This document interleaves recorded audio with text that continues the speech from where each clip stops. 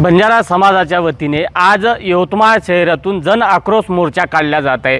बंजारा समाज बांधव सध्या हळूहळू यवतमाळ शहरात दाखल होत आहे।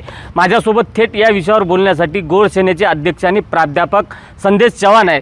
सर, आजचा मोर्चाचं वैशिष्ट्य काय असेल? आजच्या मोर्चाचं सगळ्यात महत्त्वाचं वैशिष्ट्य असं आहे की महाराष्ट्रामध्ये गोरबंजारा बहुल जिल्हा म्हणजे यवतमाळ जिल्हा सगळ्यात जास्त लोकसंख्येचा हा जिल्हा आहे आणि या जिल्ह्याच्या ठिकाणी जिल्ह्यातील सगळ्यात मोठं हा आंदोलन असणार आहे आणि या आंदोलनामध्ये किमान 1 लाखाच्या पेक्षा जास्त लोक असणार आहेत आणि विशेष म्हणजे हे आंदोलन कुठल्याही एका राजकीय पक्षाकडून किंवा एका संघटनेकडून नाही आहे, ही लोक चळवळ झाली आहे। लोकांनीच हे आंदोलन हातात घेतलेलं आहे आणि म्हणून सरकारला आमचं सांगणं आहे की हे जे काही आम्ही आंदोलन करतोय हे संविधानिक पद्धतीने करतोय। आमच्या सगळ्या मागण्या संविधानिक आहेत, आम्ही कुणाच्या भावना दुखवणार नाही आहेत, परंतु आमची त्याचबरोबर रास्त मागणी आहे की आमच्या देखील कोणी भावना दुखवू नयेत आणि यासोबत मी सरकारला इशारा देतो की संपूर्ण महाराष्ट्रामध्ये गोर बंजारा समाजाच्या मतदानावरती किमान 60 ते 62 आमदार आणि 8 ते 10 खासदार त्या ठिकाणी निवडून येतात।